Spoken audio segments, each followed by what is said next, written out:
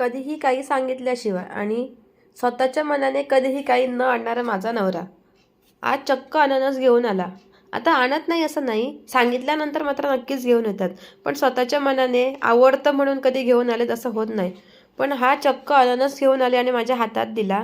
मलाही शॉक बसला. आज म्हटलं यांना कसं कळलं की मला अननसाचं काहीतरी बनवायचं आहे. मी घेतला अननस, स्वच्छ केला.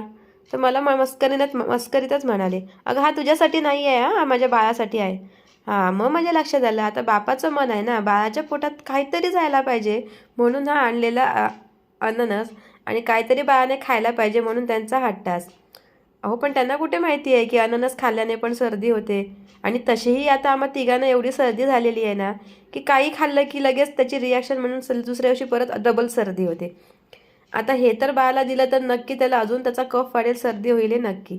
आता म्हटलं बघूया काय बनवता येईल त्याचं ते.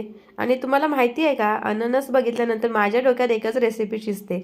आता जी जर मी तुमच्यावर अजून शेअर केली नसेल ना, तरी ती मी तुमच्याबरोबर नक्कीच लवकरात लवकर शेअर करेन. पण आता हा अननस मी कट करायला घेतला, पण ह्या अननसाची ती रेसिपी जी मला तुमच्याबरोबर शेअर करायची आहे ती बनवणं शक्य नव्हतं. कारण त्याच्यासाठी आंबट गोड अननस असावा लागतो, म्हणजे थोडासा कच्चा थोडासा. आणि हा तर खूपच पिकलेला, म्हणजे याच्यात साखर पण घालायची गरज नाही एवढा पिकलेला. पहिल्यांदा पण आम्ही अननस आणायचे, पण तेव्हा आम्ही चाकू वापरत नव्हतो. विळीने आम्ही कट करायचो आणि त्याच्यामुळे कसा कट कट होऊन जायचा, एक्स्ट्रा कट होऊन जायचा. त्याच्यामुळे त्याचं व्यवस्थित असं अननस कट केला जात नव्हता आणि कट करून देत पण नव्हते, म्हणजे फक्त अननस असं डायरेक्ट घेऊन यायचा. पण आता बरोबर आता हळूहळू प्रॅक्टिस करून करून ना बऱ्यापैकी अननस असा मी कट करायला शिकले आहे. आता एका साईडने मी त्याचे जे मधला भाग असतो ना काटेरी तो काढून घेतला आणि एका साईडने मी थोडा प्रयत्न केला. तर तुम्ही बघू शकता हा अननस एका साईडचा तो चांगला आणि बऱ्यापैकी मला ह्यावेळी जमला आहे कट करायला. तर म्हटलं चला एवढे दिवस प्रॅक्टिस केल्याचं काहीतरी फळ मिळालं, निदान एवढं तरी जमलं.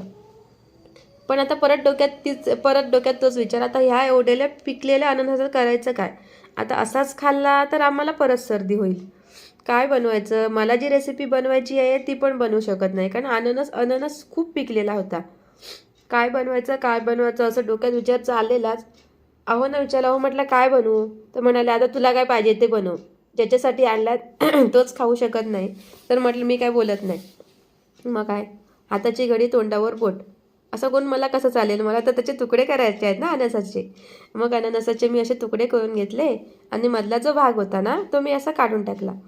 आता म्हटलं काय बनवेल ते पुढची गोष्ट आहे. आता ह्याचे तुकडे करून तर मी फ्रीजमध्ये तर ठेवू शकते, दुसऱ्या रात्रभर विचार करायचा आणि मग दुसऱ्या दिवशी बनवायचं. म्हणून मग असे मधला मधला भाग होता ना तो, अहो हा भाग पण एवढा गोड होता ना की तो पण